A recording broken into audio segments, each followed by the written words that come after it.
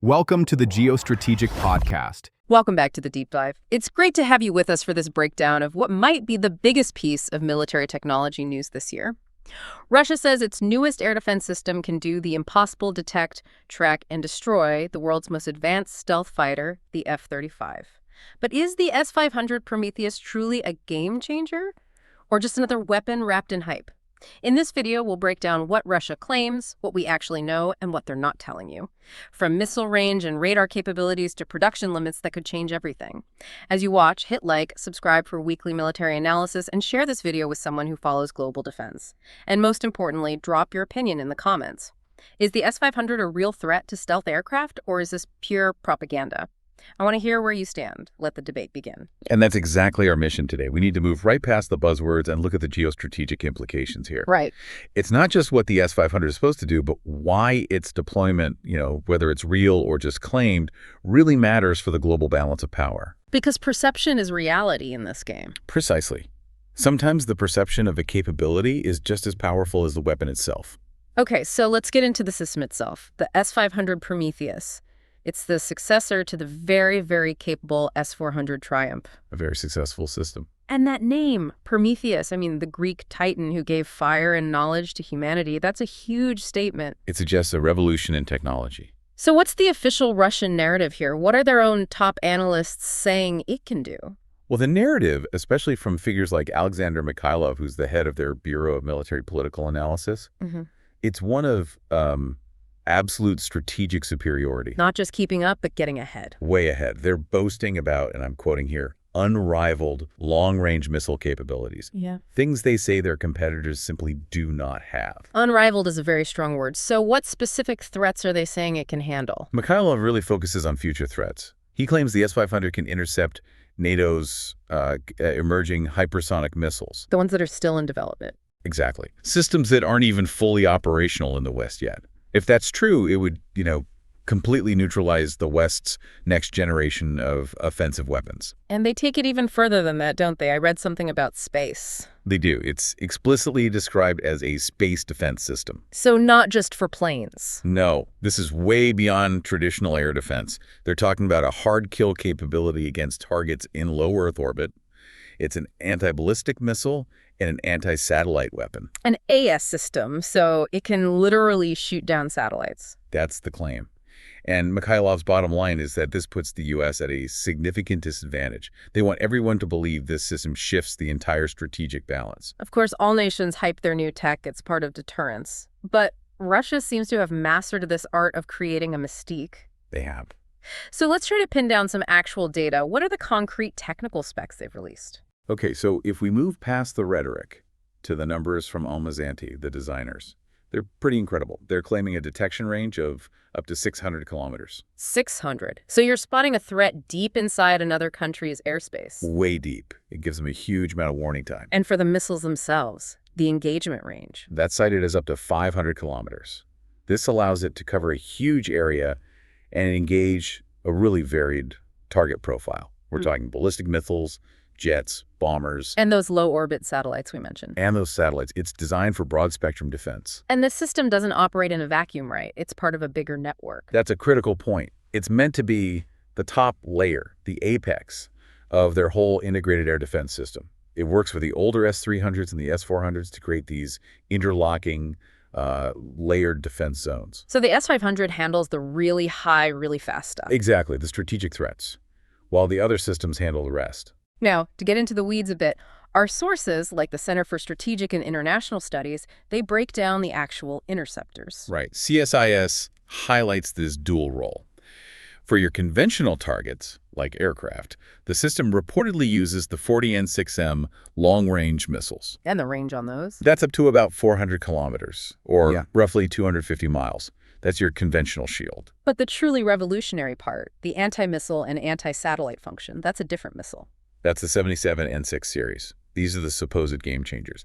They're designed for exo-atmospheric intercepts. Meaning outside the atmosphere, in space. Correct. And these are the missiles with that even greater range, up to 600 kilometers. They're designed to hit things like ballistic missile warheads or satellites with just a kinetic impact, a hit-to-kill vehicle. Just smashing into it at incredible speed. Precisely. So when you add it all up the range, the variety of targets from planes to satellites on paper, this thing is a monster. Which brings us right to the central claim, the one that gets all the headlines. The F-35 question. Can the S-500 really track and target the F-35 Lightning II? Is this the stealth killer they say it is? And this is where we really have to apply some skepticism. Russia has repeatedly made that claim, yes, that it can engage the F-35 and other fifth-gen fighters. And that's a huge deal. If you can neutralize the F-35, you neutralize a core part of NATO's air power. It's strategically vital for them to make that claim. So how would it even work? Stealth is designed specifically to beat the kind of radar that guides missiles. The theory they often put forward is that they use lower frequency radar bands, VHF and UHF. See, the F-35 is optimized to defeat high-frequency centimeter wave radars, the kind you need for a missile lock. Okay. But these low-frequency radars, with their longer wavelengths, can theoretically get a return off the general shape of a stealth aircraft. So it's like using a big coarse net to find the fish, even if you can't see it clearly. That's a good analogy.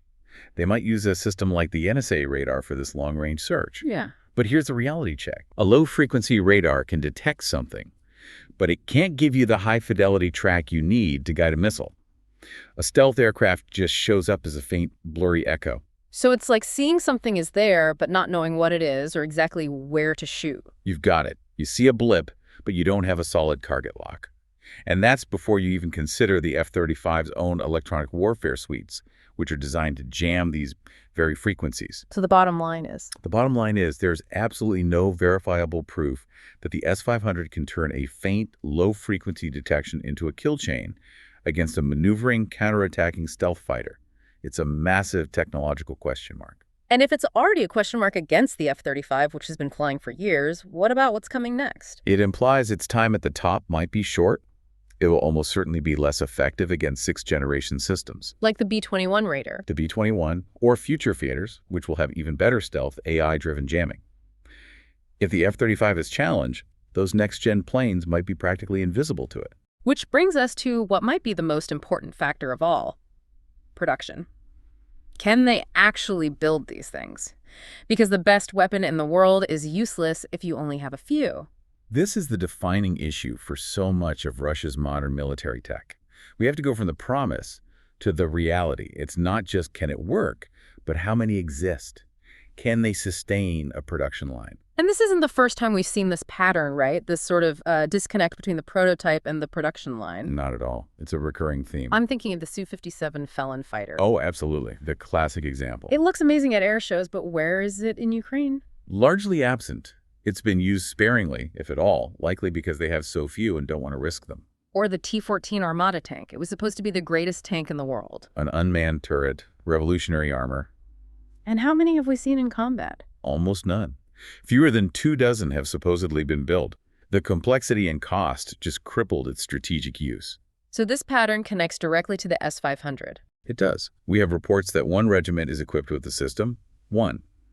But how many actual batteries that is, or how many exist beyond that initial unit, that's completely unclear. And that creates a very interesting geostrategic situation for you to consider. The claim is the deterrent. Yes. Just by saying the S-500 exists and can do these things, they create a mystique. They force NATO to spend billions developing countermeasures for a theoretical threat. That's a win for Moscow. It is.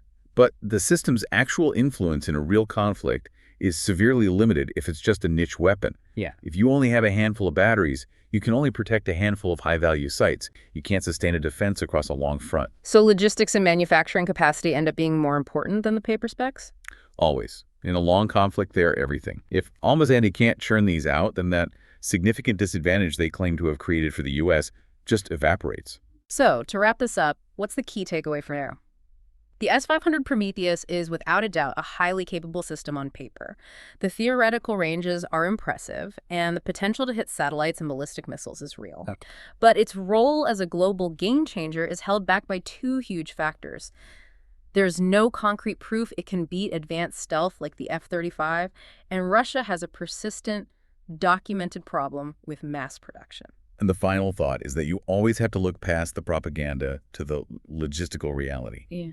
Russia has created a powerful strategic enigma with the S-500, but its ultimate impact is tied directly to how many of these systems actually roll off the assembly line. Until we see them produced in meaningful numbers, it remains more of a powerful idea than a global counterforce. Thank you for listening or watching, and we invite you to listen to our other deep dives. If you found this discussion valuable, please like, share, and subscribe to the Geostrategic Podcast for more in-depth analysis on topics that shape our world. Stay informed, stay ahead, and stay tuned for the next episode.